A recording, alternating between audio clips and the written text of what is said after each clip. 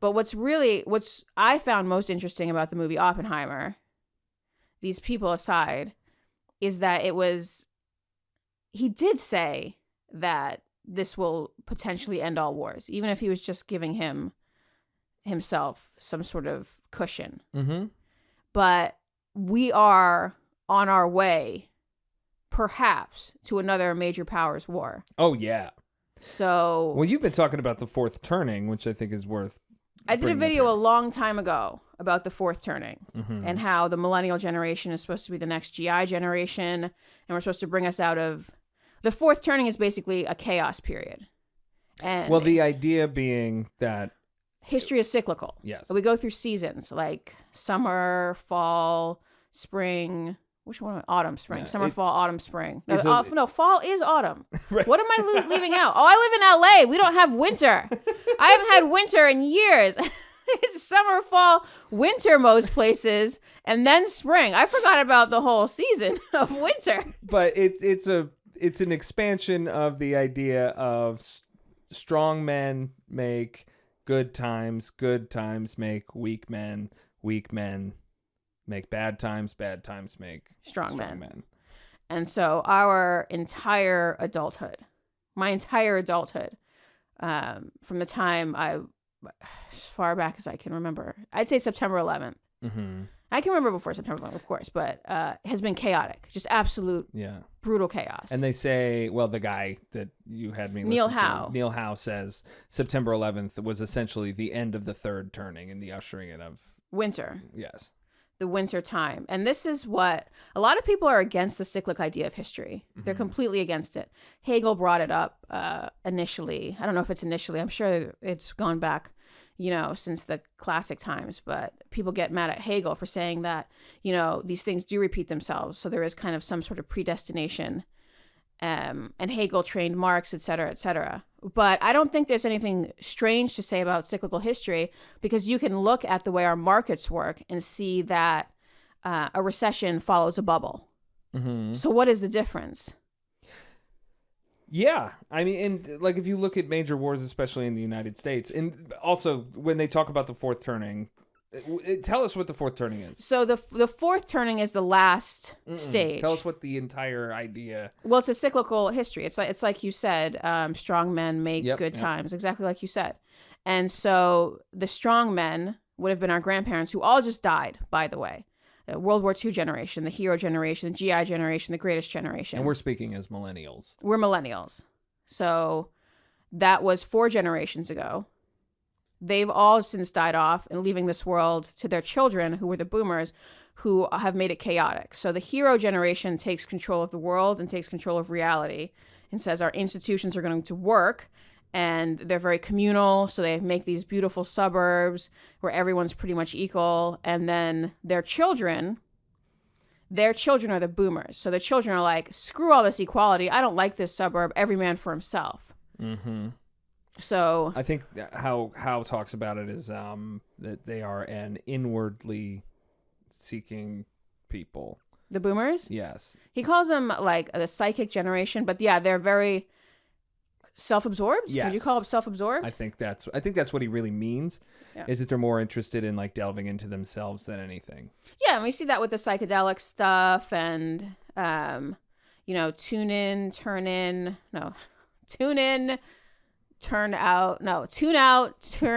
and drop out. Turn on, tune in, and drop out. Turn on, tune in, and drop out. That's it. And no, don't do those things. That's been incredibly unsuccessful. And we see growing up, we saw all of these movies that were just like a rejection of that communal living of the 50s and 60s. Like they didn't like the idea of these white picket fences and everyone like earning the same and everybody was the same cookie cutter, and they're like, no, we're going to be unique. And what does that mean?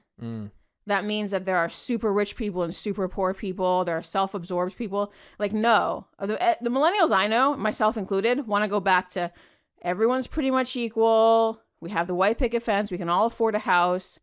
Nobody's lording power over another because it's unique to them, whatever that means. Yeah.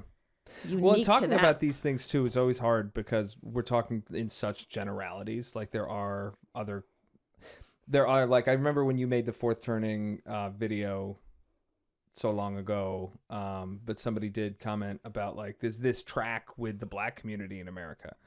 Like, in some ways it does, some ways it doesn't. In some ways it doesn't. Howe made the exception that there might be an undercurrent, a generation with black people, that their greatest generation may have been the civil rights leaders of the 1960s, like Martin Luther King, MLK, and that they might have a different trajectory, but that recently has merged. Just because of once the society opened up and you could make money off them, and Vietnam, etc. I feel we've merged as a country. Yeah. Well, if you look at because the idea presented in the Fourth Turning is that every so many years we're going to have a big catastrophic event that will then make the weak men into strong men, that will then make the good times. It's every seculum. So every seculum is every 80 years, which is a human lifetime. Yeah, because the American Revolution started in 1775. The Civil War, 1861. 7 years ago. Remember, 7 years ago. He says it's the start of the most important speech. Yeah. And then 80 years after that. And then World War II happens in 1941. So... yeah, we dropped that bomb in 1945. Yeah, it's hard not to see it. But the other thing I was thinking is it's interesting that World War II, and I'm sure we can track this further and further back, it does seem like every 80 years there is another big jump technologically, because... it's more than that. Because, I mean, what really got us into the bad times before World War II and the Great Depression was, like, industrialization, right? Like industrialization came, I would say, starting long before that. What happened was the markets. But did it divide the people? Like, because I think the wealth gap really started to emerge after industrialization, right? Yeah, and we had robber barons in the 1890s. That was a big problem. Right. And that's where the labor movement came from. Right. So the 1930s, I think a lot of the problem with the 1930s was the booming markets that just completely collapsed under the Great Depression. Right. And so that was you could say it was a technology, but it was also like kind of like a mental technology of money. And so that's sort of like a social technology, I want to say. And so that collapsed. And then also there was a Dust Bowl, which a lot of that land in the center of the country just became useless. And it was a environmental disaster, a man-made environmental disaster. But nevertheless, that's what happened in the 30s as well. Right.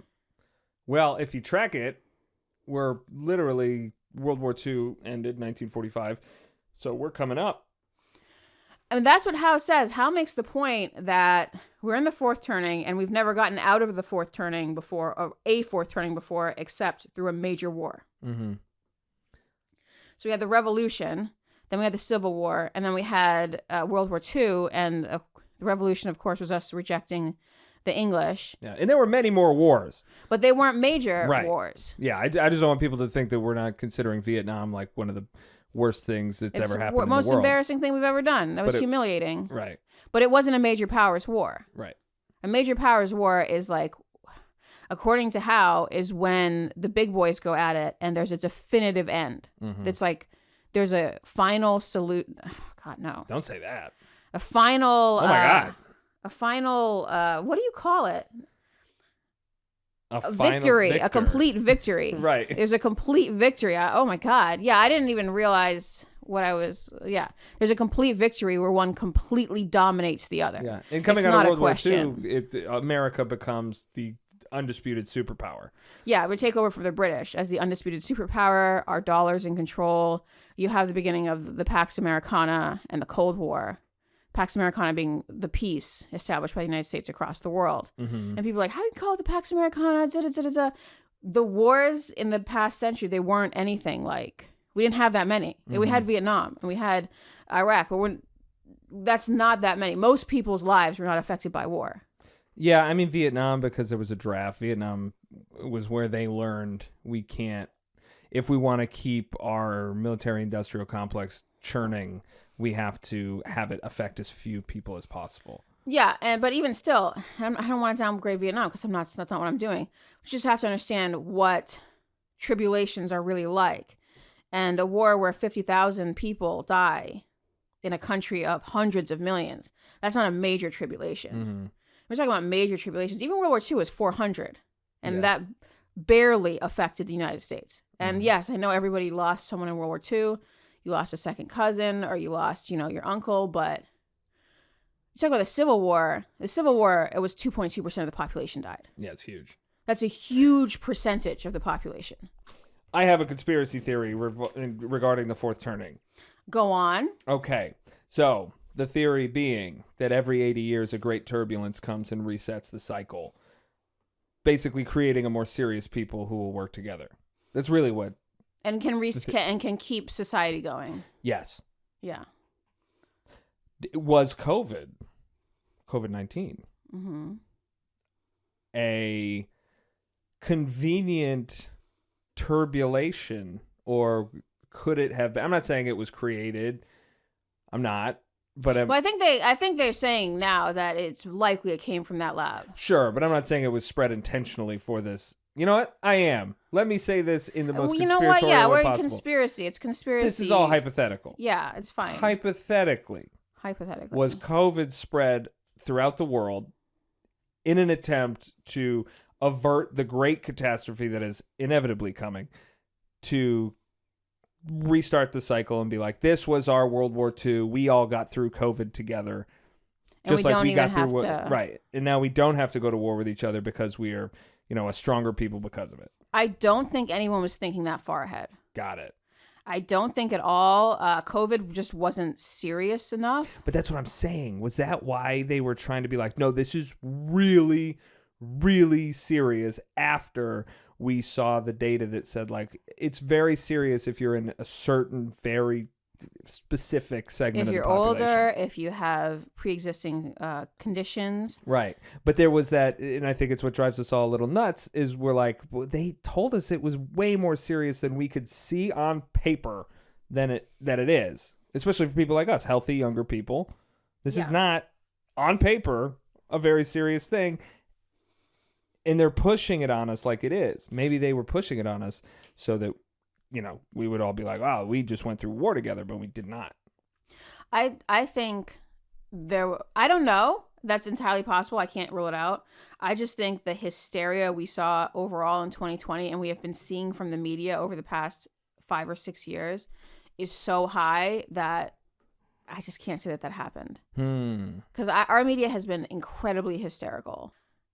It's made us complacent. And it's made brought us to the fourth turning. We're apparently in the fourth turning. And so we watched Neil Howe on the Realignment podcast, which used to be Sagar's podcast, with his friend Marshall. I forget Marshall's last name. But we just watched him on that. And people are saying that his new book is very, doom and gloom. Well, yeah. But I don't think it's doom and gloom, because he makes the point. It's like, well, would you rather have this go on, what we see in society, go on for another 100 years, or would you rather have a big blowout and see who wins? Yeah.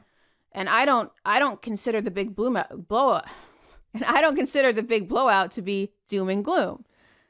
I mean, it is technically doom and gloom, because the big blowout always results in a bunch of death and horribleness.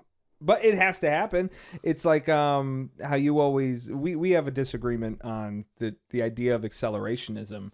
And this makes a lot of sense in the context of accelerationism, which is like, look, we know where we're going. We know that this has to end in some sort of disruptive event so that we can sort of restructure things. Because I'm of the opinion that most of the levers of American government are completely corrupted, irreparably corrupted in its current state. They're broken because the wheels of government are broken. They're so bogged down with mud that you can't even move them. Right. You're never going to... Both parties make all their donation or their campaign money from the same companies.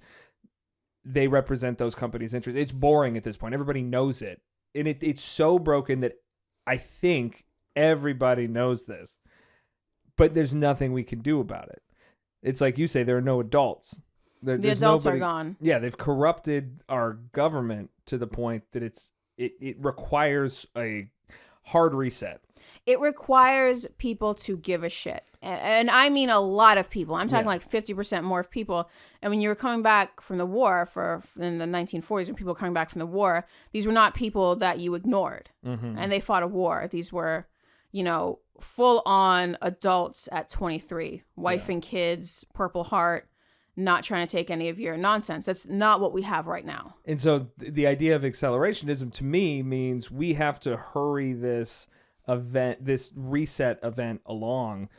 And to me, because the further along we go with the technology that we have available to us, the less leverage working people will have, because everybody's going to be replaced soon by some sort of AI or some sort of machine. We won't go not into everybody, it, not everybody, yeah. But a huge amount. So I think it used to always be that the powers that be needed to keep the people involved and somewhat happy, because they needed the people to produce the things to continue to make them rich. But we're entering a point where I don't think we've ever been before. Never. Where they don't need uncharted the people anymore. territory. Yeah. So the people who have everything no longer need the people to help them make the money to keep them having everything, which we've never been in. Yeah, but who's going to buy? Who's the consumer going to buy if everybody's out of work? Who needs people to buy anymore? Because that they still need to make the money. Unless they say no more money, we still need the consumer to work. So now here's my thing of why I think and these are just semantics, by the way. Just because someone says accelerationism doesn't mean, you know, that's its own thing now. It could just work as a part of this larger system. So the groups that are really pushing for accelerationism now, you have the white nationalists who think they're going to get a Christian nation out of this, a white Christian nation out of this. Right. So they think it's all going to break down. In order for that to happen, you need to break it all down back to the Bill of Rights. Because there's a lot of redrawing state borders level. So I think they want a civil war. Right. And then you have the other one on the other side. They're the socialists. They're the anarchists. And they want it to completely break down too. They want to go back. I don't know if they know it or not. I don't know if they say it or if they even understand it. But they want us all to go back to communes, to growing our own food. Which is going to result in a massive die-off of people.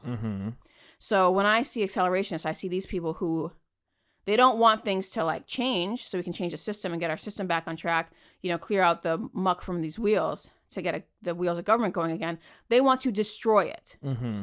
But I think most people that don't fall so neatly into those two groups are really talking about, you have to hurry along the collapse of this system that is obviously not going to sustain itself for the way it is right now. I can't see it going for another 20, 30 years. We don't have any. The problem is we don't have any leaders. Hey, this is the Maya Muses podcast. The full version, which is over an hour, is on my Patreon. This week we talk about Oppenheimer and the Fourth Turning. You should really join my Patreon because I talk about a lot of things that would probably get me kicked off YouTube. Thank you.